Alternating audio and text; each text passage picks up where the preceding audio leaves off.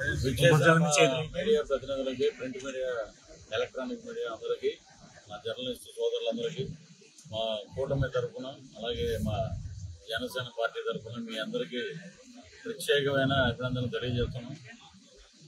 గత ఇంచుమించు 20 రోజులు దాటిపోయింది. ఎక్కడికి వెళ్ళినా ఒకటే స్పందన.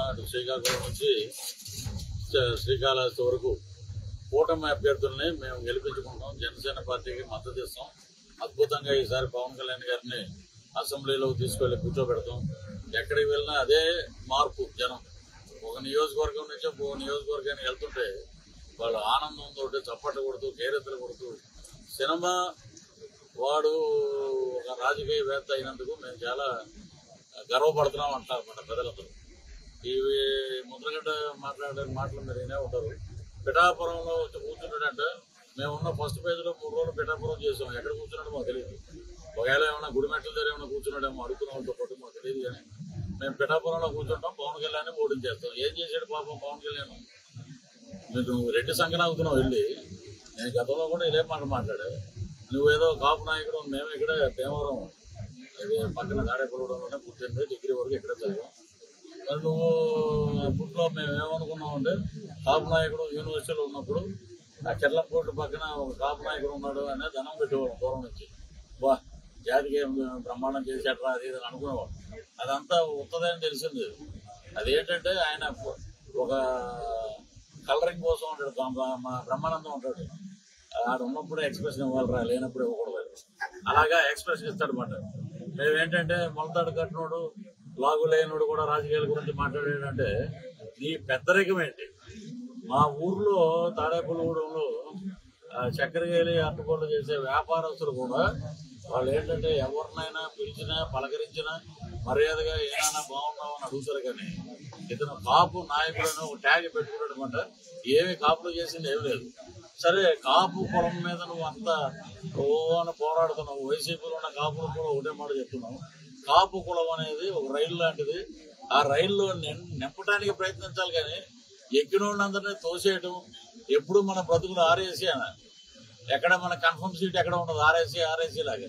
నీకు సిగ్గుందా ముద్రగడ్డ? నువ్వేంటంటే పేరు మార్చుకుంటూ నాయన నువ్వు ఇప్పుడు పేరు మారితే పిఠాపురానికి వీళ్ళందరినీ ఎక్కడితే మా సోదరులందరినీ పట్టుకురావాలి.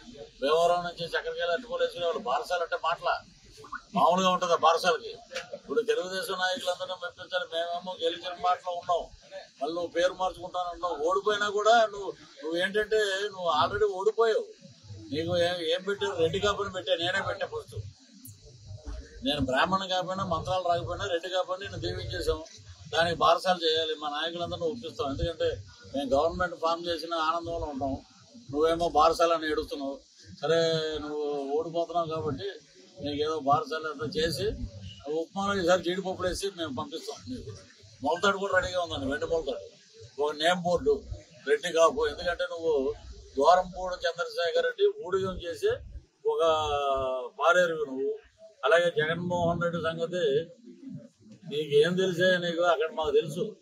10 ఏళ్ళు దిక్కుమాలతో కాపురం చేసే కాబట్టి మాకు తెలుసు అక్కడ ఏం జరుగుతుంది ఏంటంటే నువ్వు కనపడినప్పుడు నీకు కనబేస్తాడు. అలాగే తర్వాత కనపడవు. నీ బతుకు ఏంటంటే టోల్ గేట్ దగ్గర కూర్చుంటారు. వాళ్ళకన్నా కొంచెం గౌరవం ఉంటుంది.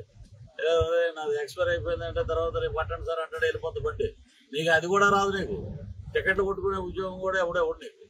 సో ఈ కాపులు అన్నప్పుడు ఒక యువ నాయకుడు వచ్చాడు, వంగవీటి మోహన్ రంగ గారు. అప్పట్లో మరి కాపు నాయకుడు అని ఒక స్టిక్కర్ పెట్టారు. ఆయన కాపు కులం నుంచి వచ్చిన వాడే.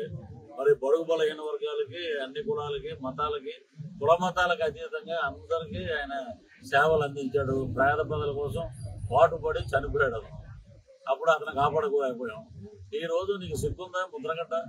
నీ చుట్టుపక్కల ఎవడో 4 కద్దరు చట్టలు వేసుకుని కూర్చోబెడతావు.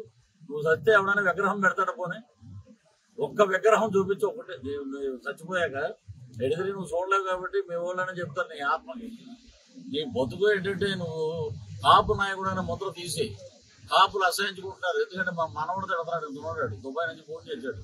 కాపు అంటే కూడా అర్హత లేదంటున్నారు. ఏంటది?